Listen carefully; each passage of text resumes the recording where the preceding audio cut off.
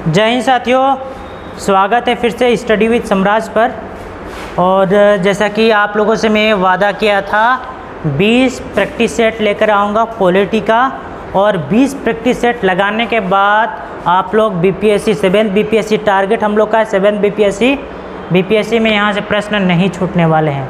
ठीक है, ये मैं आप लोगों से वादा करता हूँ, आप लोग अगर 20 प्रैक्टिस सेट लगा लेते हैं तो। साथियों, देर न करते हुए आइए क्लास को आगे हम लोग बढ़ाते हैं। आप लोग क्लास में शुरू से अंत तक बने रहेंगे। ठीक है, आइए क्लास को हम लोग आगे बढ़ाते हैं। क्या है तो हम लोग प्रस्तावना को देखेंगे। ठीक है, संविधान की प्रस्तावना या उद्देशिका या प्रेम्बल के नाम से जानते हैं। सबसे लोकप्रिय कौन सा है? तो सबसे लोकप्रिय प्रस्तावना ही है, और हम लोग प्रस्तावना के नाम से ही जानते हैं। उद्देशिका बहुत कम लोग प्रचलन बोलते हैं, या प्रेम्बल भी बहुत कम लोग बोलते हैं, लेकिन सबसे ज़्यादा लोकप्रिय कोई शब्द है तो प्रस्तावना है। प्रस्तावना क्या होता है? तो एक संक्षिप्त सार होता है किसी भी पुस्तक का, किसी भी किताब का। ठीक है, तो आइए साथियों मोस्ट इम्पोर्टेंट क्वेश्चन को देखते हैं। प्रस्तावना से संबंधित महत्वपूर्ण तथ्य।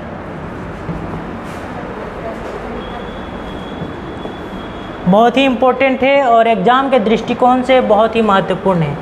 अगला देखते हैं हम लोग क्या, तो प्रस्तावना संविधान के परिचय अथवा भूमिका को कहते हैं।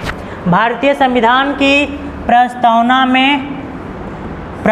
क्या है? 13 दिसंबर 1946 में पंडित नेहरू द्वारा पेश किए गए उद्देश्य प्रस्ताव से संबंधित है। कौन? तो भारत की प्रस्तावना। तो 13 दिसंबर संविधान सभा की 3 बैठकें हुई थी ना, 9, 11 और 13 दिसंबर 1946 को। तो जो 13 दिसंबर 1946 को पंडित जवाहरलाल नेहरू द्वारा संविधान सभा में उद्देश्य प्रस्ताव रखा गया था कि संविधान का संरचना कुछ इस प्रकार से होना चाहिए। इसी का संशोधित रूप क्या है? हमारा प्रस्तावना है। तो एक पॉइंट यहाँ से आप लोग को मिला। ठीक है, चलिए साथियों आगे बढ़ते हैं। अगला पॉइंट को हम लोग देखते हैं क्या, तो देखते हैं प्रस्तावना में अभी तक सिर्फ कितना बार, तो एक बार ही संशोधन किया गया है, जिसे 42वां संविधान संशोधन या मिनी कॉन्स्टिट्यूशन के नाम से जाना जाता है। किसे? तो 42वां संविधान संशोधन, जिसे मिनी कॉन्स्टिट्यूशन के नाम से भी जाना जाता है। दूसरा फैक्ट हम लोग को पता चला, यहाँ से भी प्रश्न बनते हैं। ठीक है, अगला है 42वां संविधान संशोधन। 42वां संविधान संशोधन 42वां संविधान संशोधन क्या है? तो 42वां संविधान संशोधन द्वारा 1976 में समाजवादी, पंथ निरपेक्षता और राष्ट्र की अखंडता जैसे शब्दों को जोड़ा गया था। कौन कौन से शब्द थे? तो समाजवादी, पंथ निरपेक्ष और राष्ट्र की अखंडता, 3 शब्द जोड़े गए थे। यहाँ से हम लोग का एक फैक्ट मिल गया। यहाँ से प्रश्न कई प्रकार के बनते हैं, 2-3 प्रकार के पूछ दिए जाते हैं। यहाँ से एक इन्फॉर्मेशन हम लोग को मिल रहा है। 3 शब्द जोड़े गए थे, समाजवादी, पंथ निरपेक्ष और राष्ट्र की अखंडता। कितना? तो 42वां संविधान संशोधन, इसे आप लोग याद रखेंगे। कितना में? तो 1976 में। 44वां संविधान संशोधन दिल से और दिमाग से हटा दीजिएगा। 42वां संविधान में ये क्रांति आई थी। 42वां संविधान संशोधन में 3 नए शब्द जोड़े गए थे, और यही 3 शब्द भारतीय संविधान की रूपरेखा, दशा और दिशा को तय किया। ठीक है, इसमें पंथ निरपेक्ष जो शब्द है, इसी के कारण और तो है, लेकिन ये भी भारतीय संविधान की खूबसूरती को 4 चांद लगाने के लिए उत्तरदायी है। कौन? पंथ निरपेक्षता। यहाँ से प्रश्न आते हैं। अगला देखते हैं क्या, तो प्रस्तावना में 3 न्याय दिए गए हैं। कौन कौन से? सामाजिक, आर्थिक, राजनीतिक न्याय। और यहाँ 1917 के रूसी क्रांति से लिया गया है। यानी कि रूसी क्रांति में ये न्याय वहाँ के लोगों को दिया गया। और आप लोग को पता ही होगा, हमारे जो पूर्वज थे संविधान लिखने वाले, 60 देशों का अवलोकन किया था संविधान का, उसमें से रूस भी एक था। तो रूसी क्रांति से प्रेरित है सामाजिक, आर्थिक और राजनीतिक न्याय। इसका मतलब रूस ने अपने लोगों को ये न्याय प्रदान किए थे। ठीक है, वहाँ से हम लोगों ने एडप्ट किया ऐसे। तो यहाँ से भी प्रश्न बनता है, इस फैक्ट को आप लोग याद रखेंगे। और अंतिम में देखते हैं जो तथ्य है, उसके बाद हम लोग आगे बढ़ेंगे। अंग्रेजी कैलेंडर के अनुसार 26 नवंबर 1949 को अंगीकृत किया गया और विक्रम संवत यानी कि हिंदू कैलेंडर के अनुसार 2006 में अंगीकृत किया गया था। किसे? तो हमारे पवित्र दस्तावेज संविधान को। ठीक है साथियों, चलिए आइए आगे बढ़ते हैं।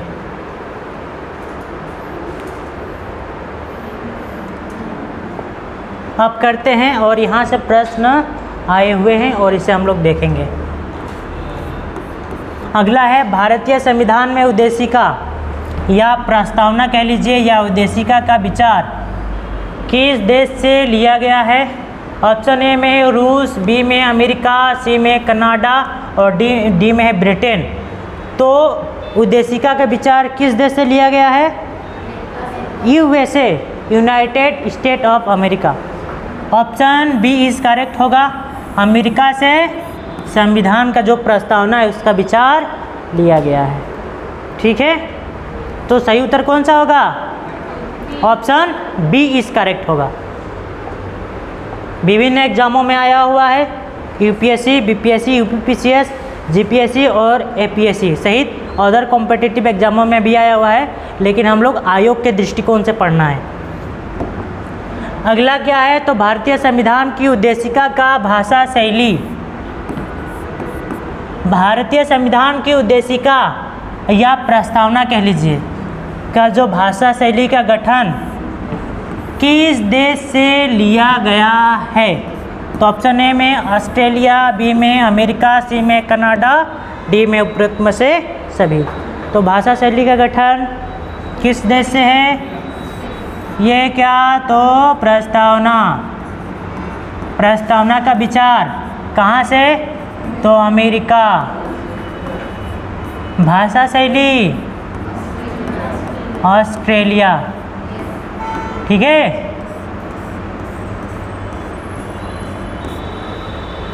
तो ऑप्शन कौन सा सही होगा? ऑप्शन ए इज करेक्ट होगा।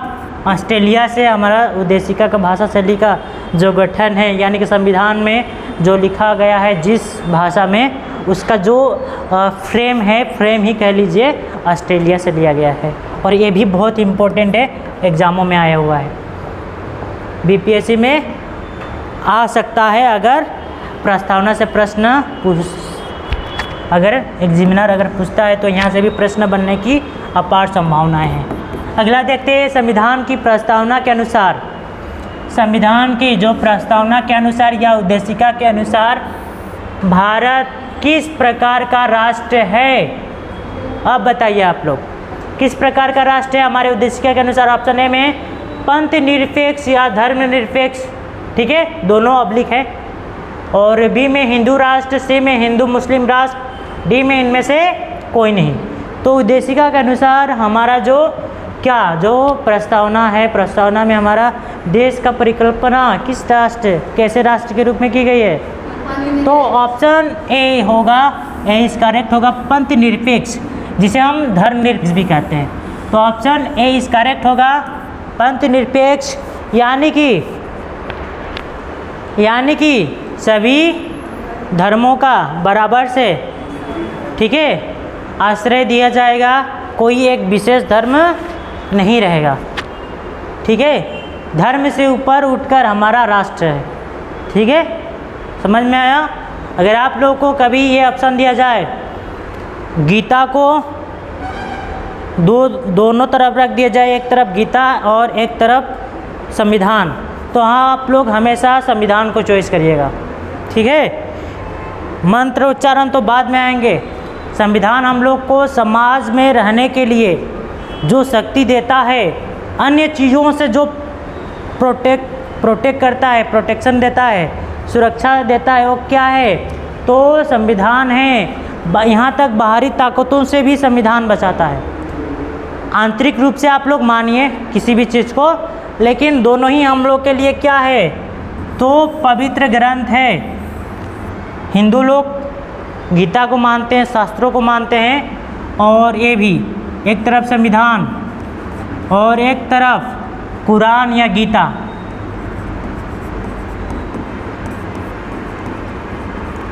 तो हमेशा आप लोग संविधान को चॉइस करिएगा।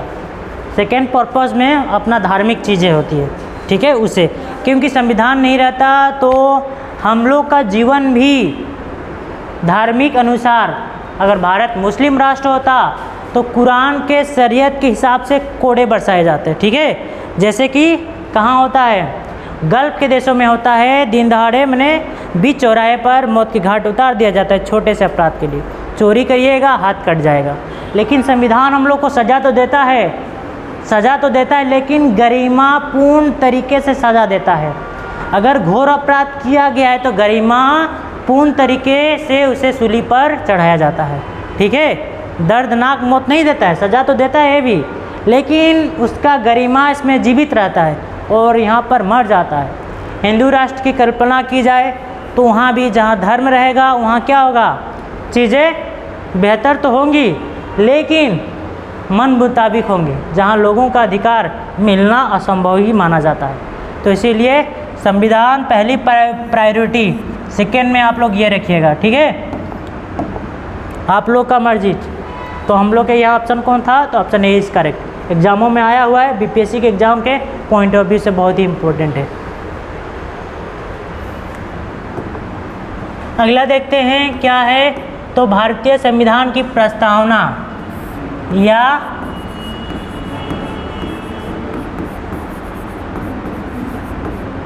उद्देशिका का संशोधित संस्करण क्या है? संशोधित संस्करण पूछा है। देखिए किस भाषा का प्रयोग किया गया है।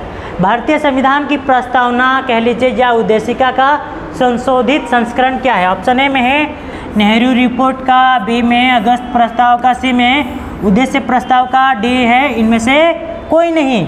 तो कौन सा होगा? उद्देश्य प्रस्ताव का संशोधित रूप क्या है? तो भारतीय संविधान का प्रस्तावना है। और जो 13 दिसंबर 1946 को पंडित नेहरू जो उद्देश्य प्रस्ताव रखे थे उसी को मॉडिफाई किया गया, यानी कि संशोधित करके क्या बनाया गया? प्रस्तावना बनाया गया। ऑप्शन सी इज करेक्ट होगा, ठीक है। पकड़ में आ रहा है, ठीक है। ये भी इम्पोर्टेंट है और सभी इम्पोर्टेंट है, किसी को हल्के में नहीं लेना है। अगला देखते हैं भारतीय सभा में संविधान सभा में उद्देश्य प्रस्ताव निम्न में से किस एक के द्वारा प्रस्तुत किया गया था? ऑप्शन ए में डॉक्टर बी.आर. अम्बेडकर, बी है पंडित जवाहरलाल नेहरू, सी है डॉक्टर राजेंद्र प्रसाद और डी है डॉक्टर डी.सी. बसु। तो किन्होंने उद्देश्य प्रस्ताव रखा था? पंडित जवाहरलाल नेहरू। कब रखा था? 13 दिसंबर 1947 में। कहाँ पर? तो संविधान सभा में। उस समय स्थायी अध्यक्ष कौन थे? स्थायी अध्यक्ष डॉक्टर राजेंद्र प्रसाद थे। डॉक्टर राजेंद्र प्रसाद थे। समझ में आया? तो ऑप्शन बी इज करेक्ट होगा। ऐसे भी प्रश्न आते हैं प्रस्तावना से ज़रूरी नहीं है कि 8-10 फैक्ट हैं तो याद कर लेंगे तो हो जाएगा, नहीं, कई प्रकार के प्रश्न आते हैं। आप लोग देखते ही बताएं, आप लोग पढ़ें। संविधान की प्रस्तावना में वर्णित हम भारत के लोक का अर्थ क्या है? एक धर्म, एक संप्रभु शक्ति या एक देश या इनमें से कोई नहीं? बताइए आप लोग। हम भारत के लोग, we the people of India. हाँ, इसमें से बताइए कौन सबसे इफेक्ट और बेहतर लग रहा है ऑप्शन में से। हाँ, एक देश है, हम भारत के लोग का हम भारत के लोग का अर्थ क्या है? एक देश। हाँ, इसमें से बताइए सबसे इफेक्टिव प्रभावी कौन लग रहा है? हाँ, एक धर्म, संप्रभु शक्ति, एक देश, या इनमें से कोई नहीं।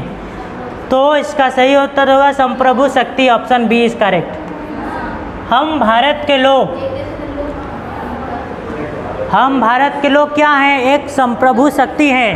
हम पर किसी का जोर नहीं है, क्योंकि हम लोगों ने क्या किया है? संविधान को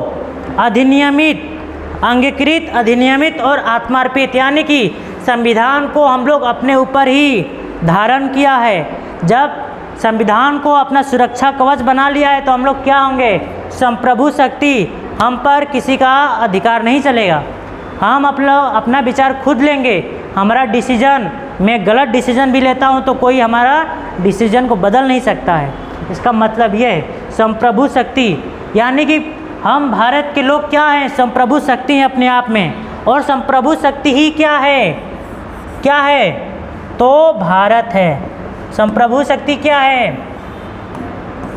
तो भारत है। और भारत के लोग ही क्या है? संप्रभु शक्ति का निहितार्थ है, आधार है। तो ऑप्शन बी इज करेक्ट होगा। आप लोग जब भी ऐसे मुश्किल में फंसे तो आप लोग सबसे पहले देखिएगा इसमें से सबसे बेस्ट और इफेक्ट चीज़ें कौन लग रहा है। एक धर्म, ये तो बकवास कर रहा है, धर्म का तो बात ही नहीं है, पंथ निरपेक्ष है। संप्रभु शक्ति और एक देश, ये तो बराबर में लग रहा है, लेकिन एक देश से ज़्यादा संप्रभु शक्ति ज़्यादा प्रभावी लग रहा है। एक देश में तो हो सकता है, बहुत से सारे देश हैं, पाकिस्तान भी एक देश है, चीन भी एक देश है, रूस भी एक देश है, लेकिन क्या है? संप्रभु शक्ति है? पंथ निरपेक्षता है? नहीं है। तो संप्रभु शक्ति इसका सही उत्तर होगा। आप लोग लिख लेंगे, ठीक है। और एग्ज़ाम में अगर प्रस्तावना से प्रश्न आता है तो इस प्रकार के प्रश्न भी पूछने की संभावना रहती है, खासकर बीपीएससी जैसे एग्ज़ामों में, क्योंकि बीपीएससी, यूपीएससी और पीसीएस के एग्ज़ाम पैटर्न को कुछ सालों को देखा जाए तो यूपीएससी और यूपी पीसीएस, ये दोनों का पैटर्न को फॉलो कर रही है। कौन? तो बीपीएससी।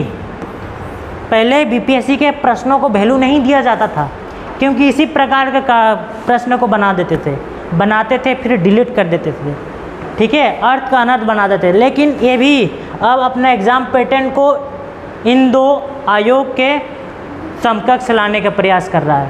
अगर यूपीएससी में प्रश्न आया हुआ है तो संभावना है कि बीपीएससी भी उसी प्रकार का प्रश्न कुछ सालों के बाद काट दे। अगला देखते हैं क्या है। तो भारतीय संविधान की प्रस्तावना में वर्णित राष्ट्र की एकता और अखंडता का आधार क्या होना चाहिए? राष्ट्र की एकता और अखंडता का आधार क्या होना चाहिए? तो ऑप्शन ए में बंधुत्व की भावना, बी है सामाजिक स्वतंत्रता, सी है आर्थिक स्वतंत्रता और डी है राजनीतिक स्वतंत्रता। बताइए, राष्ट्र की एकता और अखंडता का आधार क्या होना चाहिए? बंधुत्व की भावना, ऑप्शन ए इज करेक्ट। ठीक है, ये तो है, ये स्वतंत्रता है तो ठीक है।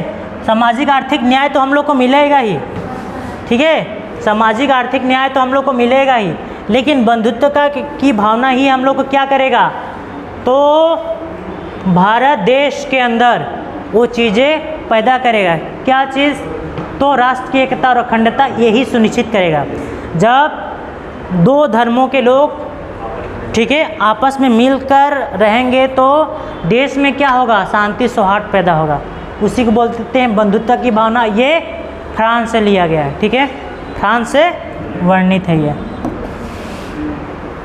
ये भी आया हुआ है एग्जामों में। अगला देखते हैं, भारतीय संविधान की प्रस्तावना के अनुसार भारत के शासन की सर्वोच्च सत्ता किसमें निहित है? शासन की सर्वोच्च सत्ता किसमें निहित है? ऑप्शन ए में जनता, बी में सरकार, सी में न्यायपालिका और डी में कार्यपालिका। बताइए। मैं प्रस्तावना पढ़ाते हुए बताया था शक्ति, सर्वोच्च शक्ति किस में निहित होती है? तो ऑप्शन ए इस करेक्ट होगा, जनता में। क्योंकि जनता ने ही क्या किया है? तो आत्मार्पित किया है। आत्मार्पित का अर्थ है अपने ऊपर स्वयं धारण किया है। तो जनता शक्ति का स्रोत भी वही रहेगा, न कि सरकार। सरकार तो इसके मेहरबानी पर ये आता है और आकर इन कार्यों को अंजाम देता है। ठीक है, ऑप्शन ए इस करेक्ट होगा इसका सही उत्तर। चलिए आगे बढ़ते हैं।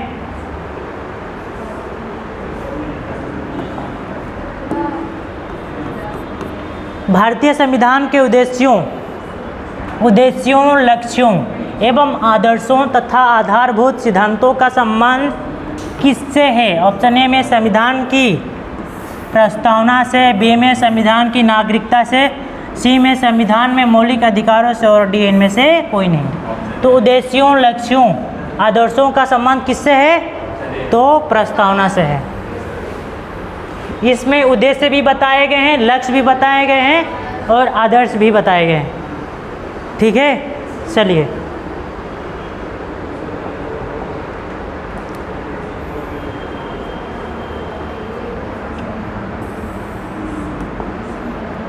आज का आखिरी प्रश्न को देखते हैं। भारतीय संविधान की प्रस्तावना में किसके उद्देश्यों को प्रतिबिंबित करता है? पढ़ें और सही उत्तर बताइए। ए में धर्म के उद्देश्य को, बी में समाज के उद्देश्य को, डी है संविधान के उद्देश्य को और सी है संविधान के उद्देश्य को और डी है इनमें से कोई नहीं। बताइए। हाँ,